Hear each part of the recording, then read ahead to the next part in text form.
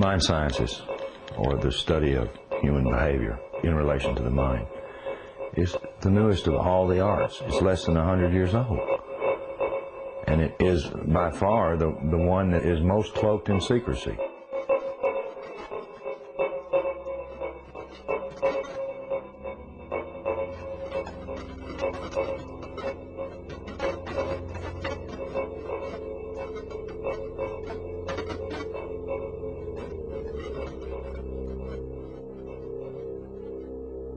The origins of psychological warfare were in Nazi Germany, and in the Nazi ideology they had something that was called Weltanschauungskrieg, which means worldview warfare. The idea for them was imposing the Nazi worldview on the countries that they had occupied.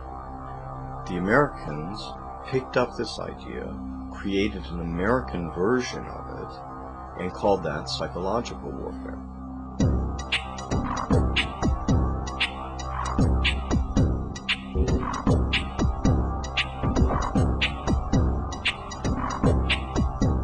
In trying to understand psychological warfare and in trying to understand the American approach to the post-war efforts to control people's minds, both as individuals and on a mass scale, there's a lot of illusions about how that was done.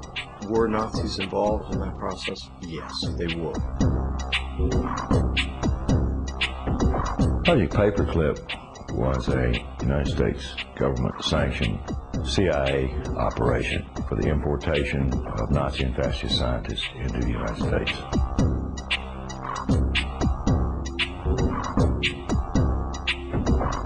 Their statement was simply this: if we don't bring these people into this country and contain them, then our enemies, the Soviet Union, will get them.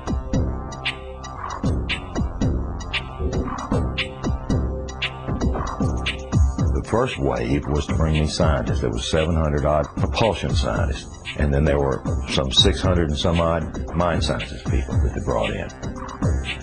The CIA was given the responsibility of actually placing the individuals that had a Project Paperclip into the military-industrial complex, including our colleges and universities.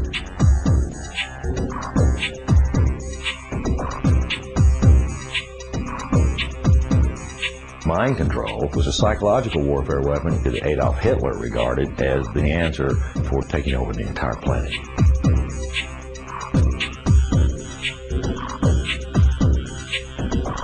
The name for the mind control research in this country was MK Ultra. MK Ultra was one program of a series of programs that came out of the CIA to experiment with different types of mind control, using drugs, using electroshock, using insulin shock, and other techniques.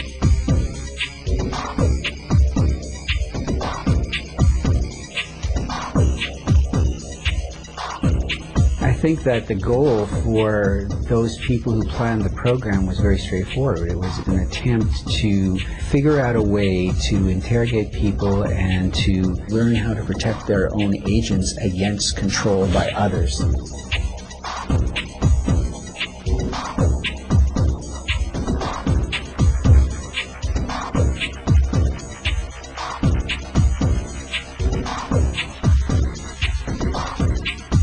If you put someone in a position of being disabled by not feeding them or not allowing them to sleep or overwhelming them with sound, if you use massive shock treatment and you give people massive doses of drugs such as PCP or mescaline or amphetamines or LSD, and if you put them in periods of darkness where they can't predict from one minute to another what is going to happen next, so they're always dreading, there's no consistency to sort of what's going to happen, anybody can be put in a position of being open to brainwashing.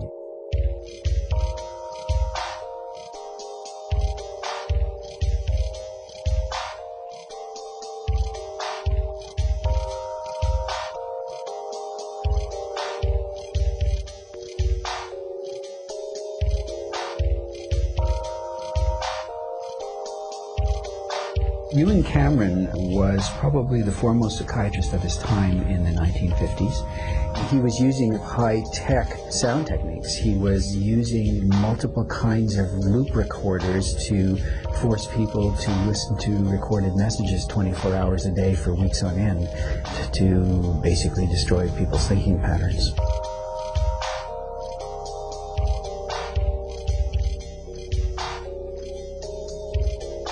He injected the lysergic acid into the vein, and he patted me on the shoulder and said, "Now there, lassie, we'll see you later."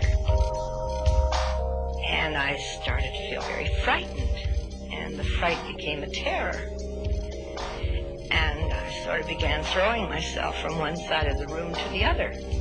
I didn't know what to do to stop this feeling. Felt like my bones were melting, that I just didn't know who I was anymore.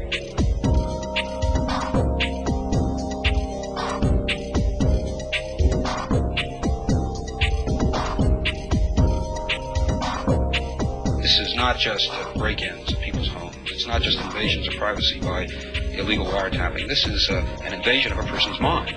And that is about as profound an injury, except for loss of life, that the government can impose.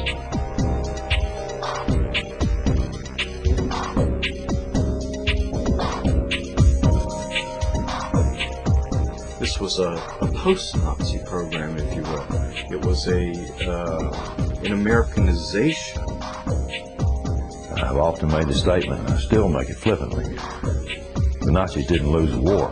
They just had to move. Now it's 50 years later. Now they're much more clever, much more sophisticated. They have a lot more money to spend.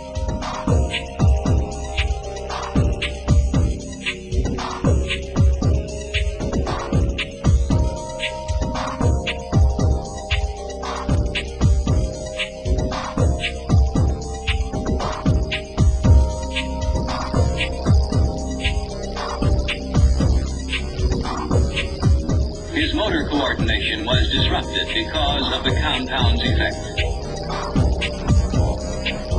Although his vision was not impaired, he found it difficult to focus his attention on the next objective.